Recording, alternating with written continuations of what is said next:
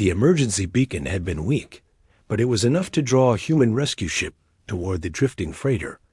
The ship looked ancient by Alliance standards, shaped like a cracked crescent and shedding hull fragments as it turned slowly in the dark. Inside the rescue shuttle sat a lone field medic named Luca had answered dozens of distress calls in the outer routes. But this one looked more chaotic than most. He tightened the straps on his suit and activated the seal on his helmet. He expected wounded crew or a malfunctioning engine, not the strange event waiting for him inside. The docking latch clamped down. With a metallic thud, Luca stepped through the airlock and scanned the corridor. The passageway lights were dim and flickering. Gravity was unstable. Shifting slightly with each step, the air carried traces of smoke and a sharp scent like heated minerals.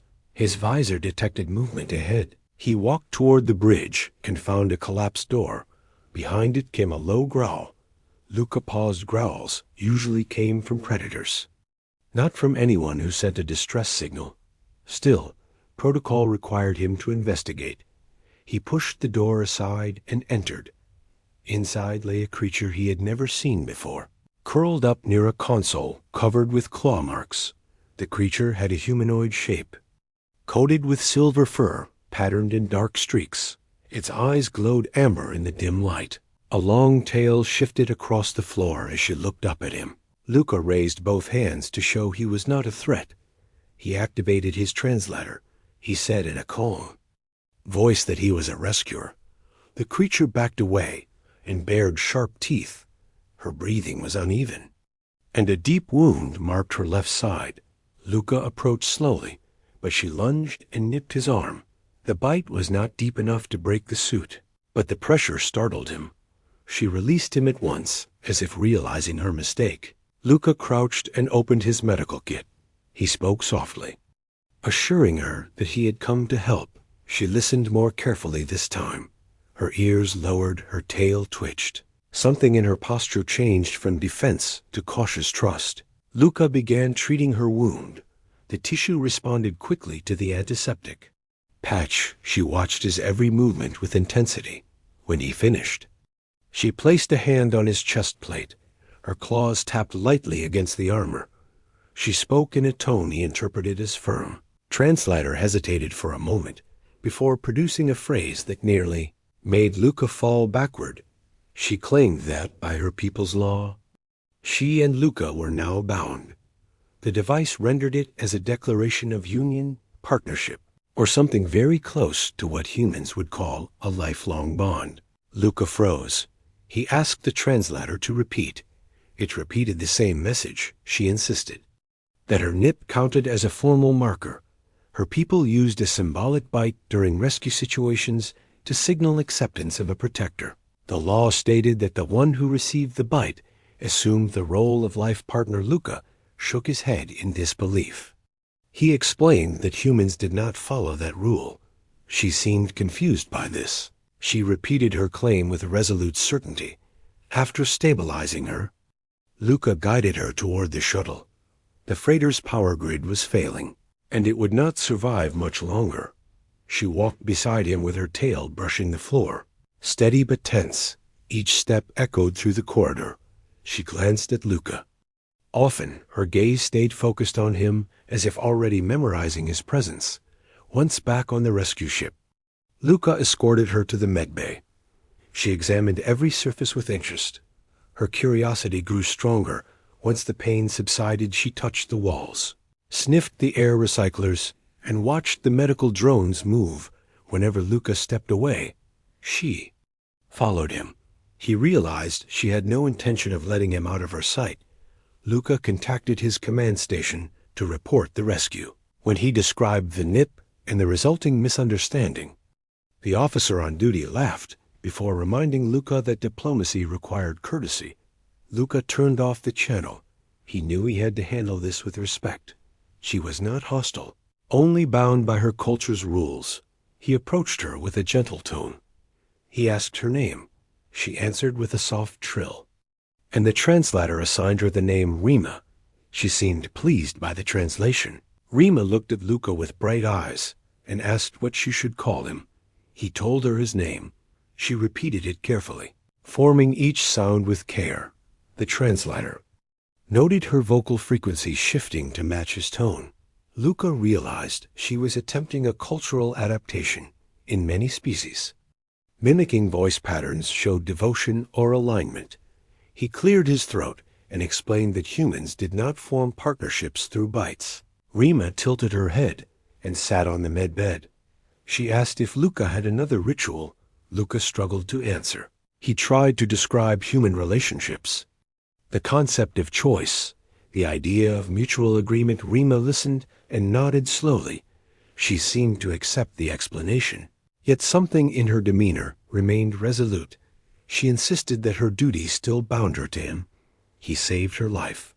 She marked him. The law was clear for her culture. If she abandoned the bond, she would face exile. Luca felt the weight of her words. This was not a casual misunderstanding. Her people would genuinely enforce it. Rima asked if she could stay on his ship. She said she would not interfere with his duties. She only asked to remain near him. Luca sighed and told her she could stay for now. Her tail lifted at once, a sign of gratitude. She sat cross-legged on the floor, relaxed for the first time since he found her. During the next few days, Luca learned more about Rima. Her species lived on a volcanic world marked by constant instability. Their society valued loyalty above all. Rescue marks carried deep meaning. Rima explained that the bite was not meant to harm. It was a symbolic link. Luca found himself admiring her sincerity. She spoke with conviction and rarely doubted her words. He brought her meals, adapted for her physiology.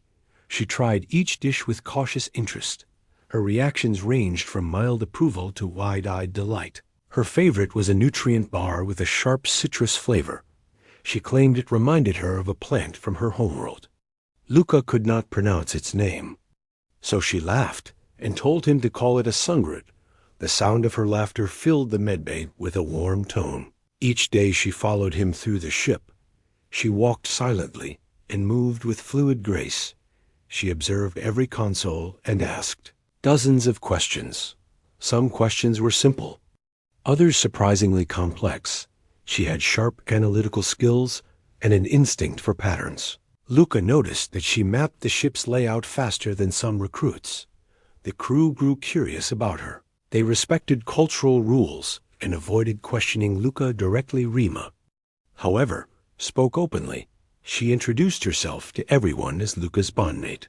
Luca nearly choked the first time she did this in front of the engineering team. He pulled her aside and reminded her that the bond was not recognized by humans.